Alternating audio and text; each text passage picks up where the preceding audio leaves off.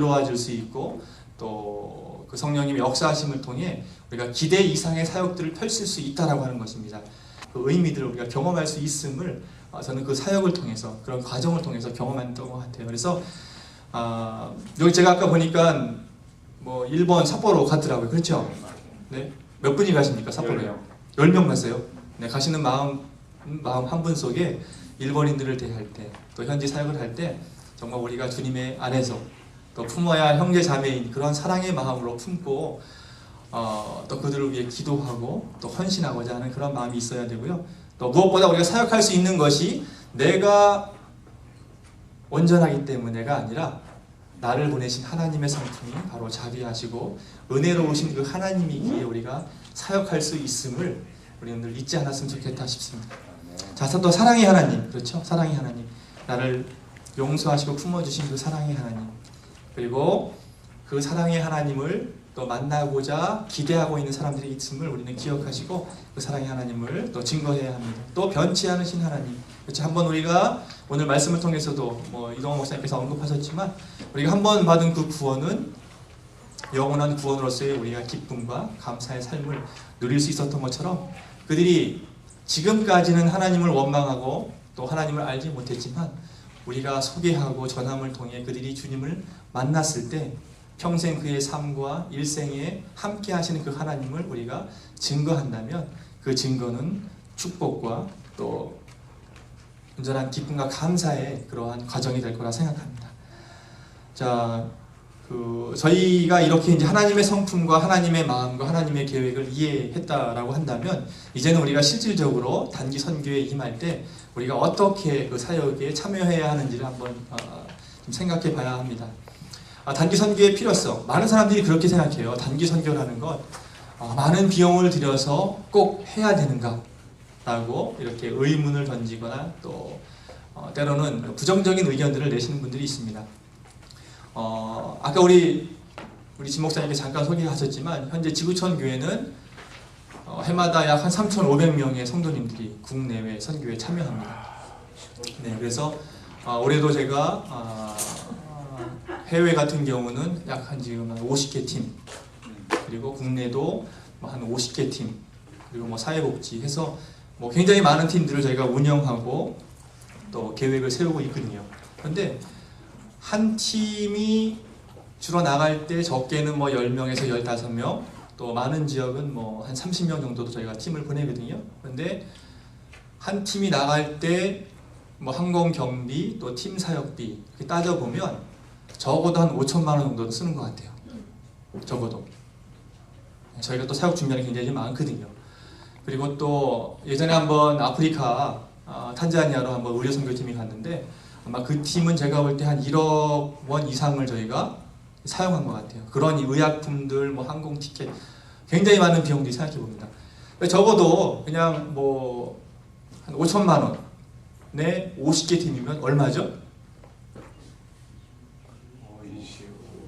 25 정도. 25. 그거는 공식적으로 저희가 그냥 제출하는 그러한 그 헌금 또 사용 경비고요. 실은 그거 외에 또 별도로 준비하는 이런 헌금들 또 준비되는 액수를 본다면 굉장히 많은 돈을 재정을 저희가 준비하고 사용하게 됩니다. 그거는 이제 해외 쪽이고 뭐 국내도 따져본다면 굉장히 많은 돈을 뭐 6월달, 7월달, 8월달 이런 단시간 내에 사용하게 돼요.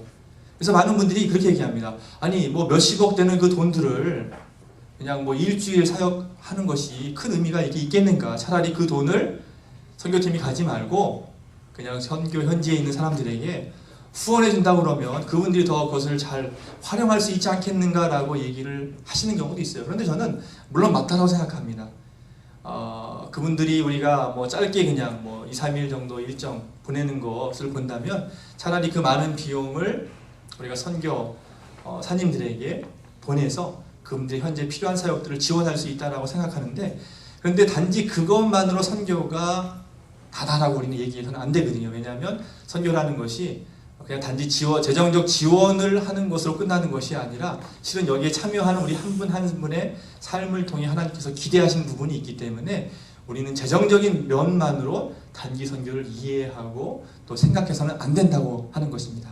그래서 우리가 단기 선교를 계획할 때 이 재정을 많은 재정을 들여 사용한다라고 할 때는 분명히 계획적인 또 이런 계획이 필요하고 또 철저한 준비가 필요해서 이 재정에 사용되는 의미들을 더 확대해야 되고 더 잘 살려야 하지만 효과적인 단기 사역이 이루어질 수 있고 또 온전한 하나님의 성품과 하나님의 계획과 뜻을 이룰 수 있는 것이지 우리가 그냥 뭐 일주일의 시간 속에 그냥 여행이라고 하는 측면, 뭐 타문화를 경험한다라고 하는 그런 측면으로만 생각해서 계획한다라고 하면 저는 오히려 그 재정을 오히려 보내는 것이 더 의미가 있지 않나 생각합니다. 그러기에 저희가 단기 선교의 의미와 또 계획을 더 철저하게 준비해야 할 필요성들이 있습니다. 그래서 단기 선교의 참여자들의 어떤 정체성을 우리가 한번 좀 살펴보아야 하는데요.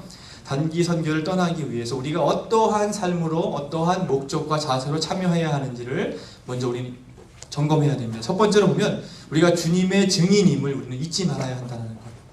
주님의 증인임을 잊지 말아야 한다는 것. 우리가 증거하는 것, 그것은 우리가 살고 있는 우리의 문화를 증거하는 것이 아닙니다. 선교지 딱 가보면 이렇게 얘기해요. 여기도 맥도날드 있네?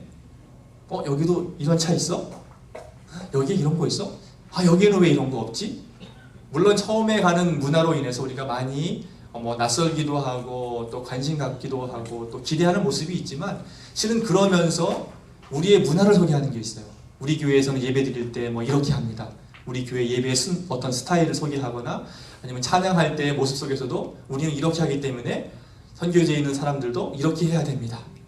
이렇게 해서 보면 실질적으로 복음의 메시지, 예수 그리스도를 증거하기보다는 비본질적인 부분에 더 많이 관심을 갖고 증거하는 경우가 있다는 것입니다. 그런데 우리가 늘 잊지 말아야 할 것은 뭐냐면 우리는 주님의 증인으로서 바로 주님을 증거하고 소개하고 나누어야 할 그 증인이다라고 하는 그 사실을 우리는 잊지 말아야 할 것입니다. 만약에 이 사실이 흔들린다면 선교지에 가면 우리는 불평할 수밖에 없고 또 우리는 낙심할 수밖에 없고 또 힘들 수밖에 없어요. 그렇지만 주님의 증인으로서의 책임과 역할들을 이해한다면 우리를 보내신 또 그 주님을 통해 우리는 현재 상황과 문화를 또 극복할 수가 있고 또 그들을 더 품을 수 있다라고 생각합니다. 그래서 여러분들이 꼭 잊지 말아야 할 것이 나는 주님의 증인이다라고 하는 그 사실들을 꼭 기억해 주시면 좋겠고요. 두 번째로는 성령님의 의지에서 사역해야 된다라고 하는 것. 아까 제가 언급했지만 우리가 많은 준비와 여러분들 혹시 어떤 준비하세요?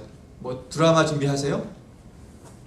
우리 집사님 어떤 준비하세요? 이번에 가실 때? 가서 저녁 집회 찬양 그리고 우리 집회를 갔다가 저녁 계획을 우리가 맡기로 돼 있어요. 네네네. 그래서 전체적으로 말씀, 네. 복음, 찬양 네. 그런 거 준비하고 있죠. 그렇죠. 말씀 복음. 또 혹시 우리 저기 청년팀들 같은데 맞아요? 청년팀인가요? 네. 청년팀들은 어떤 사역으로 준비하세요? BBS. 이미용. 네. 건축. 네, 좋습니다. 네. 많은 분들이 보면 이렇게 주신 은사대로 사용할 거예요. 그렇죠? 근데 이미용 같은 경우도 머리 자르다가 확 잘못 잘라도 네? 그래도 그 마음속에 네? 나를 통해 일하시는 성령님을 기대하신다면 또 전 놀라운 어떤 은사와 역사가 일어날 것 같아요. 예전에 아마 우리 저기 집사님 우리 어디죠? 중국에 그렇죠. 이미용 사역할 때 실은 여러분 생각해 보세요. 이미용 그냥 그들의 머리를 잘라준다라고 하는 것이 과연 큰 의미가 있을까?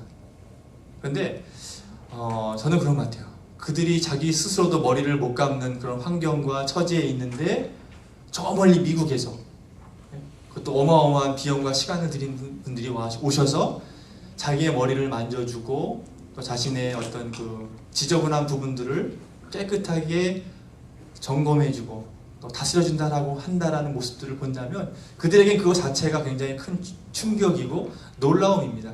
그런데 생각해 보세요. 그 일들을 하러 그 멍어까지 꼭 가야 되는가? 그거는 어떻게 본다면 효과적이지 않는 사역이다라고 생각할 수 있을 것이에요. 그렇지만 성령님께서 우리를 부르시고 그 성령